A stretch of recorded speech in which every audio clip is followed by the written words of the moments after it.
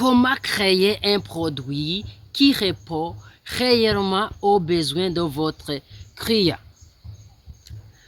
Chers abonnés, aujourd'hui vous êtes avec Patrick. Je vais vous aider à voyager entrepreneurialement dans votre localité. Si vous avez un jeune qui veut se lancer en entrepreneuriat, partagez avec lui pour voyager ensemble. Aujourd'hui, nous allons voir comment on peut trouver un produit qui répond réellement aux besoins de la population.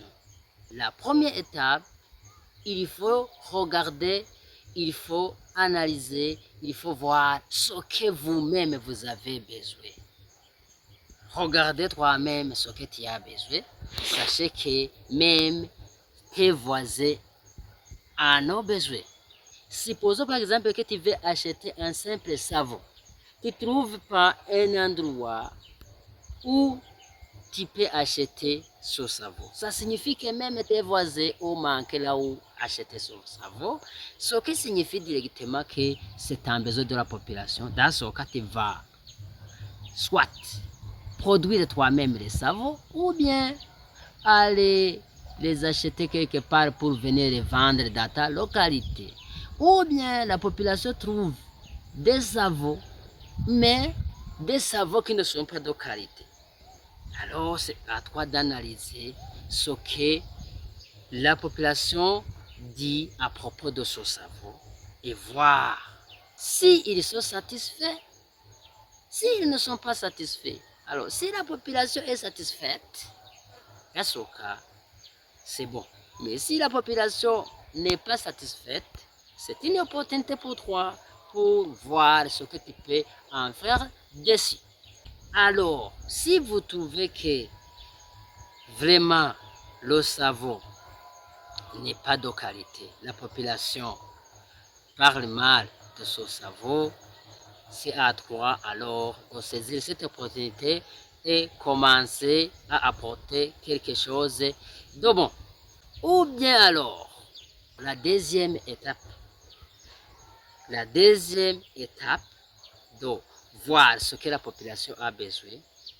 Ne pensez pas que ce que la population a besoin, voit réellement qu'il y a ce besoin. Tu peux être dans une localité, il y a un besoin, mais la population ne voit pas qu'il y a ce besoin. Par exemple, tu as été dans une autre ville quelque part, tu as vu ce que la population aime consommer, mais chez toi, dans cette localité, il n'y en a pas.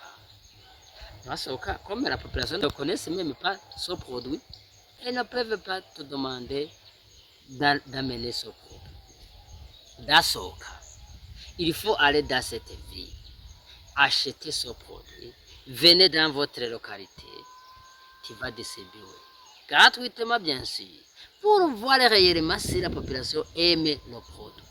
Et si la population aime le produit, alors dans ce cas, tu vas saisir l'opportunité. C'est à toi de saisir cette bonne opportunité. Soit tu vas faire de la même manière comme à la première étape, tu achètes le produit, tu amènes dans votre localité et tu vas vendre. Ou tout simplement, tu es capable d'en produire, produis. Si tu es capable de fabriquer, fabrique. C'est comme ça qu'il faut réussir en entrepreneuriat. C'est comme ça que vous pouvez trouver une idée d'entrepreneuriat. Il y a une autre étape. Tu es dans une localité. Tu vois, dans cette localité, il y a une opportunité. Par exemple, tu peux être dans une localité où il y a un lac. La population ne voit pas que ce lac peut constituer un lieu de loisir. Tu peux voir comment aménager les bords de ce lac et constituer un endroit de voyage. Constituer un endroit de voyage, comme ça la population va découvrir par après que cet endroit est même capable de vous attirer quoi? De vous attirer les touristes. Ça c'est la troisième étape. Regardez autour de vous, voir ce qui peut être une opportunité. Alors, qui peut nous dire la quatrième étape. La quatrième étape, c'est de voir le service que rendent les autres vendeurs, les autres concurrents. Allez visiter les autres vendeurs, regardez comment ils traitent leurs clients. Et toi, si tu trouves que le service rendu par les autres vendeurs n'est pas du tout bon, alors c'est à toi de saisir l'opportunité et aller corriger chez toi. Prenez votre client comme un roi. Si vous faites cette pratique, vos clients resteront toujours vos clients. Ça aussi, ça aide à la population à mieux s'épanouir. Quelle sera alors la cinquième étape? La cinquième étape est de regarder qu'est-ce que la population aime. Supposons que vous êtes déjà un vendeur, vous avez déjà commencé l'entrepreneuriat. Il faut aller consulter vos articles et voir parmi mes articles lequel est beaucoup préférable. Alors, renforcez ce produit qui est beaucoup préférable, que la population aime consommer, pour qu'un jour, ce produit ne manquera pas. Parce que si le produit manque, les clients peuvent aller chercher ce produit ailleurs.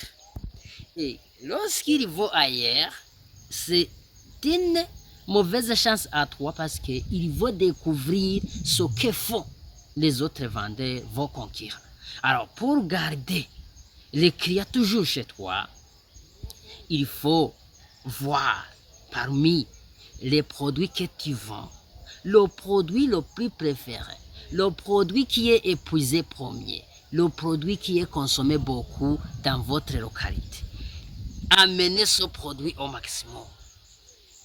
Que le produit soit toujours présent dans votre magasin, qu'il ne manque jamais.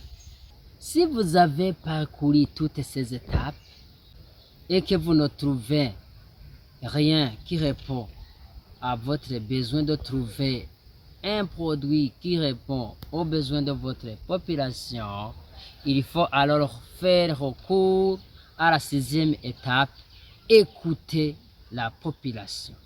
Il faut maintenant faire un sondage de ce dont ils ont besoin. Dans ce cas, vous allez découvrir à partir d'eux-mêmes ce qu'ils ont besoin. Merci d'avoir suivi notre vidéo. Si quelque chose vous a aidé, partagez avec votre ami pour suivre ensemble ces conseils constructifs. Mais aussi, n'oubliez pas de nous laisser un commentaire pour prédire ce qu'on pourra vous parler très prochainement. Merci.